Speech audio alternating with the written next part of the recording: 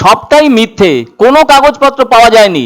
আপনারা সেটা বুঝতে পারবেন বলে সাংবাদিকদের উদ্দেশ্যে জানালেন আরজিকর কাণ্ডে ধৃত প্রাক্তন অধ্যক্ষ সন্দীপ ঘোষের স্ত্রী। আসলে ইডি কি নোটিশ ঝুলিয়ে ফিরে যাবে নাকি আদালতের নির্দেশে তালা ভাঙবে, এমনই প্রশ্ন যখন সামনে উঠে আসছিল তখনই ওই বাড়ির সামনে আসেন সন্দীপ ঘোষের স্ত্রী, আর ওইভাবে স্বামী নির্দোষ বলে দাবি করেন তিনি। শুক্রবার সকাল থেকে ওই বাড়িতে কেউই ছিলেন না, আর তাই ওই বাড়িতে গেটে তালা ঝুলছিল। তবে সিবিআই এর হাতে আরজিকর মামলার তদন্তভার যাওয়ার পর থেকেই ফোকাসে থাকে সন্দীপ ঘোষের বাড়ি। আসলে এর আগে এই বাড়িতে এসেছিল সিবিআই, আর এবার এলো ইডি। তার কারণ ধৃত সন্দীপের বিরুদ্ধে আর্থিক অনিয়ম ও দুর্নীতির অভিযোগ ওঠায় তদন্ত করছে ইডি। ফলে এই প্রথমবার আরজিকর মেডিকেল কলেজের প্রাক্তন অধ্যক্ষের বাড়িতে অভিযানে এসেছিল ইডি। আর ঘড়িতে তখন সকাল প্রায় 6:45 হবে। কেন্দ্রীয় বাহিনীর জওয়ানদের নিয়ে সন্দীপ ঘোষের বেলেঘাটার বাড়িতে প্রবেশ করেন ইডির আধিকারিকেরা। নিয়ম মাফিক ওই বাড়িটিকে একরকম ঘিরে ফেলেন কেন্দ্রীয় বাহিনীর জওয়ানরা। কিন্তু ওই বাড়িতে ঢোকার কোনো উপায় তখন ছিল না, কেননা বাড়িটি তালা বন্ধ। শেষটায় অপেক্ষা করতে থাকেন গোয়েন্দারা। এরপর ওই বাড়ির লোকেদের সঙ্গে যোগাযোগের চেষ্টাও করতে থাকেন তারা। অনেকটা সময় পার হওয়ায় গোয়েন্দারা ওই বাড়িতে কি নোটিশ ঝুলিয়ে চলে যাবেন নাকি আদালতের নির্দেশ নিয়ে তালা ভাঙবেন, ওই প্রশ্নটাই যখন জোরালো হচ্ছিল তখনই বাড়ির সামনে আসেন সন্দীপ ঘোষের স্ত্রী। এদিকে প্রায় 3 ঘন্টা বাইরে অপেক্ষা করার পর 9:30 নাগাদ সন্দীপ ঘোষের স্ত্রী এসে বাড়ির সামনের গেটের তালা খুলে দেন।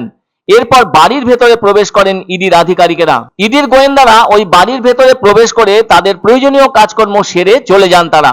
ফলে সন্দীপ ঘোষের স্ত্রী বাড়ির গেটের সামনে আসতেই সাংবাদিকরা তার কাছে জানতে চান ইডির আধিকারিকরা কি কি পেল। এমন প্রশ্ন শুনে সন্দীপ ঘোষের স্ত্রী জোরালো দাবি করে বলেন তার স্বামীর বিরুদ্ধে কোনো প্রমাণই পাননি ইডির তদন্তকারী আধিকারিকেরা। তার বিরুদ্ধে ওঠা সমস্ত অভিযোগই মিথ্যে, কোনো দুর্নীতি করেননি সন্দীপ ঘোষ বলে দাবি করেন তার স্ত্রী। আরজিকরের প্রাক্তন অধ্যক্ষ সন্দীপ ঘোষের বিরুদ্ধে আর্থিক অনিয়মের অভিযোগ তুলে ইডির তদন্তের দাবিতে আদালতের দ্বারস্থ হন আরজিকর মেডিকেলের প্রাক্তন ডেপুটি সুপার আখতার আলী। ইডির তদন্তের আর্জি নিয়ে হাইকোর্টের দ্বারস্থ হন ওই প্রাক্তন ডেপুটি সুপার।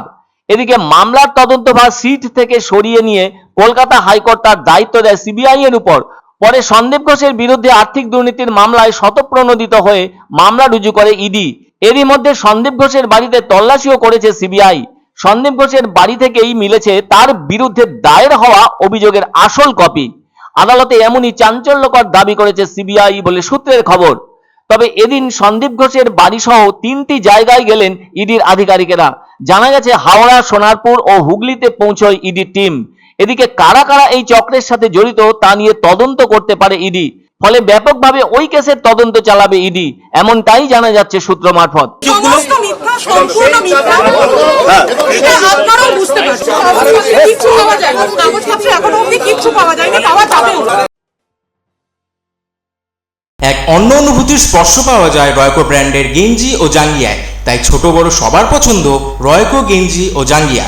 প্রস্তুতকারক জয়মনি হোশিয়ারি, কলকাতা। শুভ সংবাদ, শুভ সংবাদ। ভারত বিখ্যাত জ্যোতিষ হৃদয়ানন্দ শাস্ত্রী এবং জয়িতা শাস্ত্রী আগামী 11ই সেপ্টেম্বর বুধবার এবং 12ই সেপ্টেম্বর বৃহস্পতিবার জলপাইগুড়িতে যৌথভাবে ভাগ্য বিচার করতে আসছেন। সান হোটেল ডিলা প্রীতম, কদমতলা, জলপাইগুড়ি। বুকিং এর জন্য ফোন করুন 840020020078 এবং 9830667887 নম্বরে। আনন্দ সংবাদ, আনন্দ সংবাদ।